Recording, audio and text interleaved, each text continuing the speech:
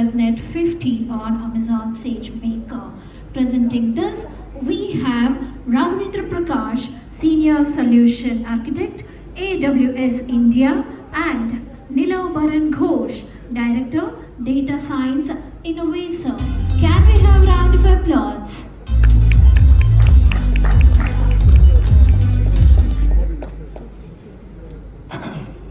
Hi, good evening. So we did not look at each other's slide, but my friend just ended with the brain, and my slides also start with brain. So just going a little bit. So we are going to talk about first how do we process what we see, and then we later on try to understand why fine tuning is required and how you can enable deep learning on SageMaker platform, and then we'll talk about how they scale this fine-tuned model to serve their customers. So does it look familiar? I think this was fascinating for me all the time. I think most of you must have been fascinated how we perceive the images. So anybody fascinated here, or we just assume, we take it for granted that we are able to see and enjoy it? Whatever we see, in this case a leaf, right? So we won't see that entire thing as a whole, right? We take the image part by part. And that part, whatever that goes, it goes straight to the fovea where we have photoreceptor neurons. In the daylight, this is cones, photoreceptor neurons. They perceive the brightened images, including the color and all. That triggers the reaction, photochemical reaction to the bipolar cells, and then it gets transferred to ganglia. Then it makes its way to optic nerve. From there it goes to thalamus region in the brain. Think thalamus most like an intelligent router. It knows what kind of signals I'm getting and where to send it for further processing in the brain region. So for the visual signals, it is a visual cortex. So all the visual signals, they make their way into visual cortex. In the visual cortex is where the magic happens. So we have feature detector neurons, something that detects the curve, sharp edges, the color. There are different specialized neurons. They actually detect the features, they send it to other parts of the brain. Imagine the fully connected layer here. So those parts of the brain, the other neurons, they send that image, whatever features, to the store, basically temporal region, temporal lobe, which is responsible for detecting objects and shapes. The depth perception goes to the parietal lobe. So for the object detection, it detects these curves, the green color, and the sharp edges. Then there is a match occurring, and suddenly in parallel, all the neurons responsible, they actually light up, getting the image that, yes, this is the leaf I am perceiving. That is the whole science behind it. Now why I am talking about this? This is exactly what our CNN, that is convolutional neural network, mimics. The good thing is, if you are looking at this particular prescription, doctor's prescription, how many of you can read doctor's prescription? Not many of us. So, but the pharmacist can. Why? Because he is fine-tuned to recognize the pattern. Similarly, when we have these CNN models, it is possible when you take the models like ResNet, you can replace the top 4 layers and then give your own samples. Fine-tune. You can fine-tune the model so that the entire model becomes adept at recognizing your samples. The data is the key. If you want to make your model work, it's a deep learning model, so you can supply your own model and you can use it for recognition of characters. Now, this is just a simple example. You can try it at home. Just write plus symbol and elephant there.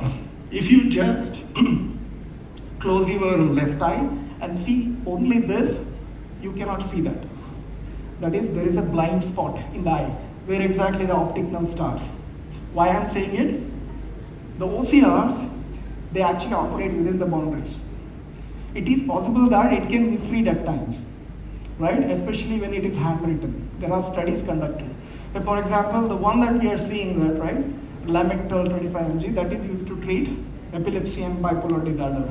If it mistakes as Lamisil 250 mg, then that is an antifungal drug.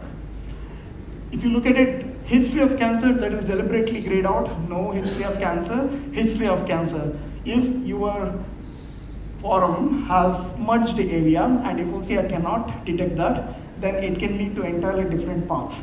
That is the kind of impact we are talking about healthcare. Now, there are possibilities. OCRs, if you buy something, the OCR and try to use it, it will work most of the times. But for a very critical industry like healthcare, often the industry leaders, they try to get their own OCRs by fine-tuning some of the open source models that are available. With Amazon SageMaker, since we are talking about deep learning, Amazon SageMaker is an end-to-end ML platform. You can do traditional ML, learning and then deploying. You can also do the deep learning. So what are the things you can do with SageMaker? You can build your own model. You can train your own model from the scratch. And if you want to fine tune, you can take a pre-trained one and then train the model, then fine tune the model, deploy it to the production, experiment, keep track of it, deploy, monitor, everything you can do with the SageMaker end-to-end platform. Now, for deep learning, what is important? Who are the people who work?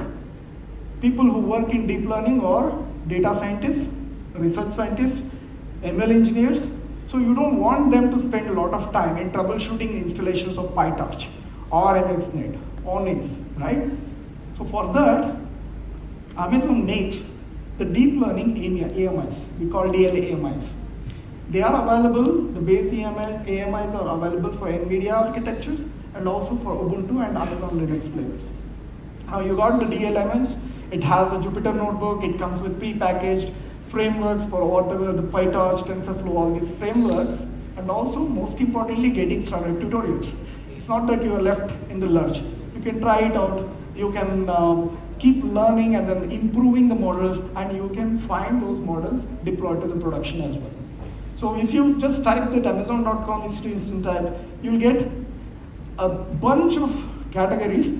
Over that, you choose the accelerators, the AWS accelerators, the accelerator instance types. You get to choose all these instance types with the GPU support. They are from Nvidia, and you have AWS accelerators. Why AWS accelerators? They're very, very cost effective options.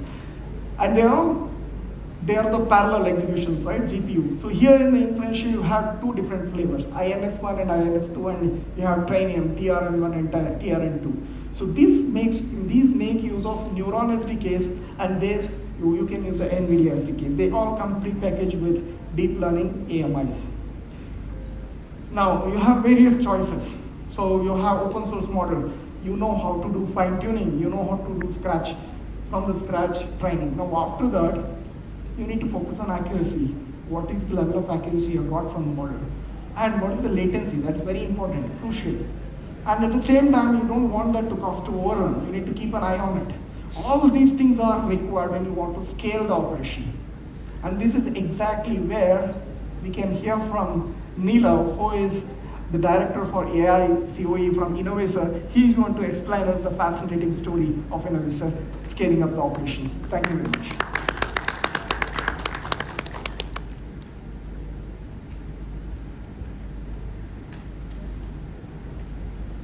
Hello everyone, thanks RP for setting the foundation for computer vision, how perception happens, and the entire set of frameworks that AWS produces or provides to all ISVs. Before we get into and segue into what the actual problem statement is, a quick show of hands of those who worked in US healthcare. Great. So a quick view of what Innovator does, right? So we are a healthcare technology company. There's a mess of data in US healthcare, right? There are claims, EMR systems, unstructured data. And the idea is to take all of it, normalize it, provide it for applications and AI and products that we then deliver for our customers, right? Humble beginning in 2012-13, around 15, we pivoted to purely the healthcare industry.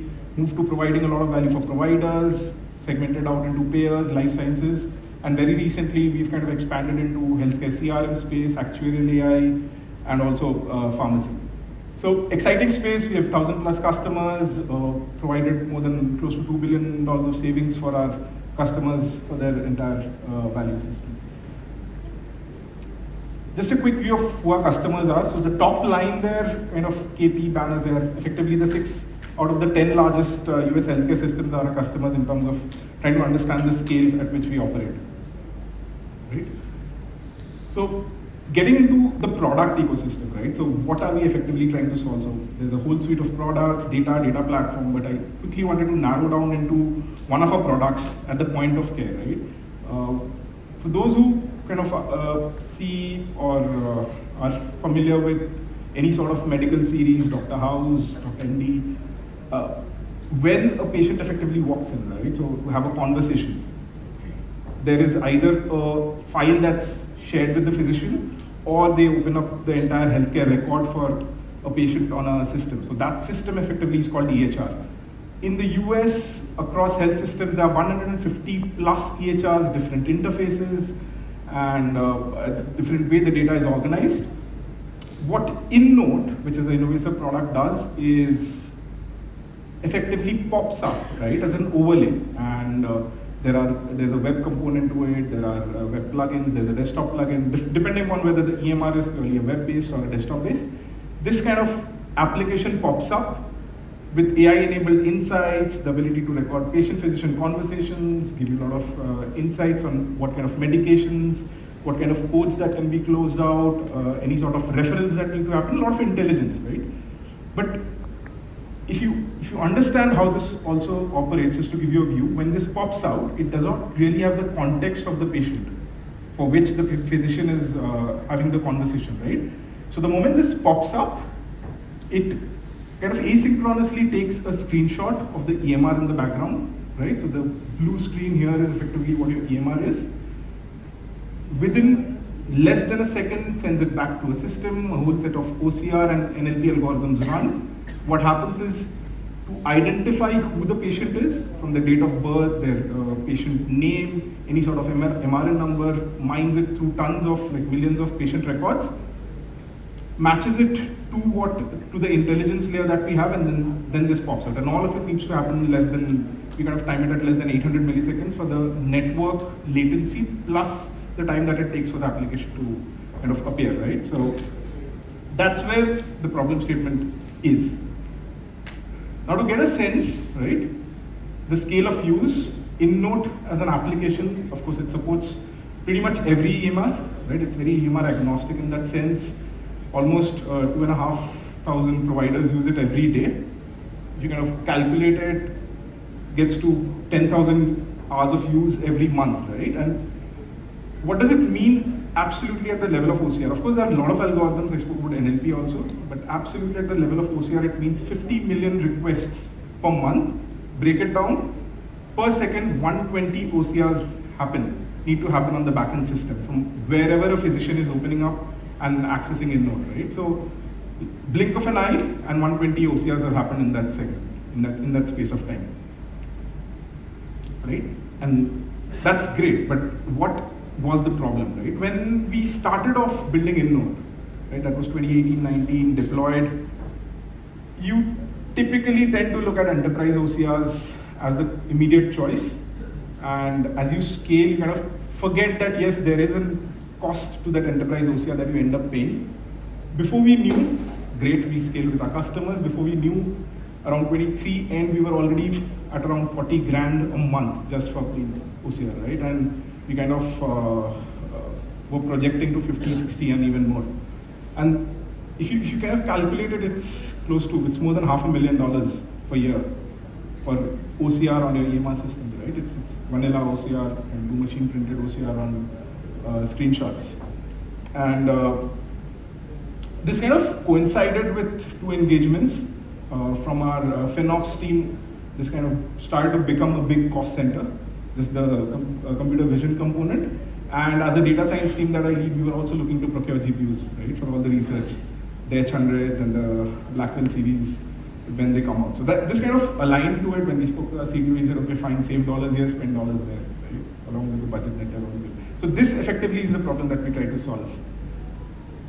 Now, how do you work through a problem like this, right? It's a real-time problem. Customers are already using it. We are hitting 50 million requests on a very stable backend. Without going into too much of the solution architecture per se, right? What you typically want to plan in this scenario is the OCR that you build. You kind of have a small knob. You're able to easily config and tune it. You start with a small kind of a beta load of 5%, increase it all the way to 10, 20, 30, right? In production and going to, then the patient extraction logic kind of kicks in for a patient to get identified. So very simple solution, yes, but how are you going to do that, right? To understand how this works, right, I think RP gave already a very great overview of how computer vision effectively works, but there are two main components in there. Whenever you see an image and you want to extract text out of it, two main components work. The first is detection, where the image effectively is broken down into small boxes wherever the text is written.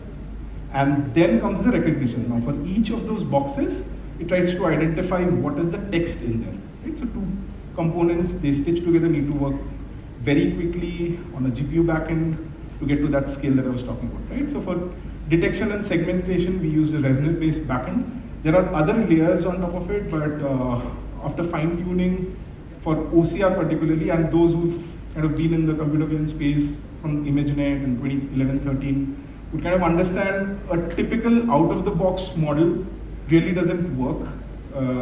These models, ResNet, ImageNet, they were all meant to kind of identify cats, dogs, and all typical objects in the human ecosystem, but clearly fine-tune it for documents or OCR as such is kind of one of the challenges that we kind of solved for.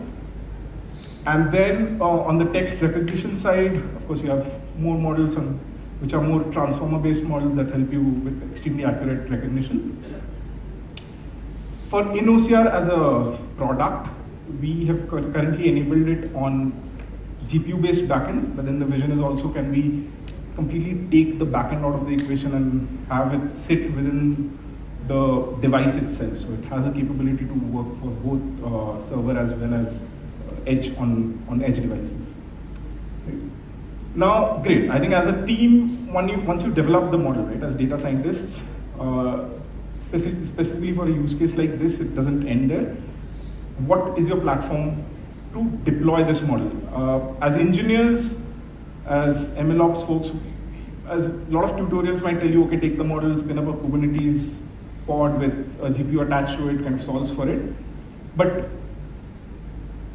in terms of scale, reliability, observability, concurrency, the ability to host different types of models, you're just reinventing the wheel so much, right? And when you do a bit more research on what are the great products out there who really do it well, why not look at something like Nvidia Triton inference, right? These are the guys who are building the GPUs, so they also know how to scale it or scale models on top of it, right? So this effectively is an inference server.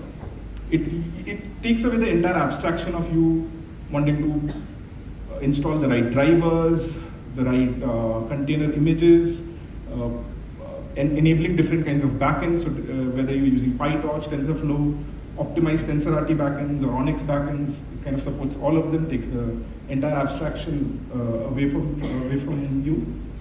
Extremely performance optimized. Now think about it, when you're doing 120 requests per second, right? It cannot all happen in a sequence. I mean, you can't have a backend system where you're saying 50 million requests means 50 million inferences individually happening. Now what a great component that you typically need to build if you're not looking at a ready platform like this is batch optimization. For a very brief segment, whenever an image comes in, it kind of waits for another 10 milliseconds. Hey, let's check in the queue if there are more folks coming in, and I'll take all of them in the same bus and process it. Right? So that's batch optimization. Optimization really built in extremely reliably. Waiting for n number of seconds or milliseconds, taking in all the images that are coming in from all the different in-node deployments happen, which are across US, batching them in and then processing, right? So that's how it is able to achieve that kind of concurrency. Extreme observability, again, this comes at two levels. This observability for Triton Inference Server absolutely at the model level, right? Tells you how much the GPUs are getting used, how many requests you're getting per second, and what is the net scale that your model can take, what are the different models. Another great feature that Inference Server has is the ability to kind of load up models, warm load up models. All you need to do is attach it to a drive location on your AWS system or AWS platform, and the moment you drop a model, in a few seconds it spins up with an API endpoint, right? So it takes away all, once you have a Triton-based cluster for your organization, you typically take away or ease out the pain for your MLOps team by a huge margin, right? So that's what it gives you. And finally, it's open and flexible, tons of connectors. The graph that I showed you, right, previously, because in the interest of, or in the spirit of a lot of Gen AI that we're talking and agents, there's a lot of discussion around test time compute. If you just replace the lower vertical time frame, right, add another 5 or let's say 10 years, you're going to see the same graph with LLMs. So you need to start also figuring out very efficiently host any SLMs or fine-tuned LLMs. So the graph is going to be the same. How efficiently do you train and then host it is going to, that problem is going to stay the same, right? Great. And coming back to great, I think we knew how we wanted to host it, not reinvent the wheel. But then, how about reliability across geographies, scale, kind of logs in terms of total number of requests at a REST level, any sort of load balancing profiles. So that's where Amazon SageMaker kicks in. RP spoke about native AMIs, right? So Amazon SageMaker absolutely has native support for Nvidia Triton, where you can very easily spin up an inference server. So you don't need to manage the scale that a typical MLOps team needs to do is extremely configurable, great interface. I think those who have worked with the AWS platform can relate to it. Auto scaling, VPC, all the goodness of network and kind of the bandwidth it needs to provide for that kind of scale all done, and then it really ties in well with CloudWatch, S3 and various other services. This all kind of comes in, plays in very well. You get seamless integration, observability, scaling, as well as optimized GPUs. Another great benefit, right? I didn't have a slide which talked about whether we are using an H100 or 8NG and so on and so forth. With a platform setup like this, you really don't need to worry about the next best GPU that's coming out tomorrow, right? It's a switch with a simple config and everything continues to stay the same, right? So it gives you protection for the future in terms of any sort of infrastructural innovations that are happening. Right? A quick view of how this kind of plays out. You have batched requests coming in, there's a simple REST endpoint that SageMaker gives you. All the magic happens in that dotted box with the SageMaker Triton container. And another component is you can also host SageMaker on your local laptops, right? So you can test out how the deployment is, and it's a like to deploy on a massive scale, even a distributed GPU cluster.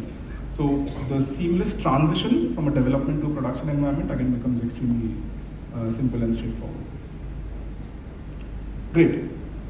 So with this entire kind of setup for computer vision, what did we effectively achieve in terms of our benefits, right? So typically cost, precision, latency on the absolute ML backend is what we were trying to look for. So from a targeted 600K, we kind of dropped our price by 90%, right? We're looking at 50K ballpark for the entire year, which we were targeting, we were kind of going towards for a single month's usage. We are great with in terms of precision or accuracy for all the member identifications, making less than one for every 100 detections that happen, and that's a max. It's not an average. And our latencies are again, and this we are talking about with networking, right? So the to and fro and the inferencing happening is less than 500 seconds at a P90. So great, I think we were able to do a kind of like-to-like replacement for what we were using on an enterprise OCR, fine-tuned models, better detection, better recognition. And kind of solved a big piece for us. But that's not where data scientists stop, right? You want to effectively make it cheaper, more accurate, faster. So what's our next steps? Where we're working very closely with our AWS team. Right? We spoke about different kind of underlying ASIC infrastructures. So there are GPUs that Nvidia are also launching, but there are custom ASICs which are very, very efficient for finally training and inferencing of models, right? So AWS Inferentia is where we are looking to next go. Take the same models, compile it for Inferentia. Triton layer stays the same, only the kind of GPUs we use effectively. I think they are not even called GPUs, they are an INF series of machines as such. Keep looking at additional vision architectures. There are transformer-based architectures that are coming out. There's, again, there are visual language models. So a lot that can be done if you can really still get the kind of compute and latency requirements. It solves for the latency requirements. And finally, on-the-wire efficiency. So pure at the level of compute networking, how can you get it faster? Can you compress images? Can you use, instead of REST, can you use something called gRPC where the image goes into binary protocol in the back and forth. Nobody needs to read that image, right, over the lines. Why can't you just compress it heavily? So that's there, and then effectively allows you for extremely efficient communication, drops your latencies by another 20-30%. So that's, I think, what our journey is going to be for the next couple of quarters working with RPNT. Thank you. And then, yeah, I think with these. So what did we effectively take away, right? From looking at how does computer vision effectively work, right? So key takeaways of how do we perceive images, how does the human being look at it, how do machines perceive, and how do we effectively take text out. How Amazon Sagemaker as a platform is effectively looking at providing all the foundational components, right from different types of GPU interfaces, Inferentia, Trainium interfaces, a layer of AMIs, along with Sagemaker, working with us to effectively scale and allow that kind of latency requirements that we need. And finally, an extremely efficient networking layer that and then that too with extreme high reliability where it can perform across geographies and load balance, right? Right, I think that's what I wanted to share with all of you. I hope that was interesting. If there are any questions, more than happy to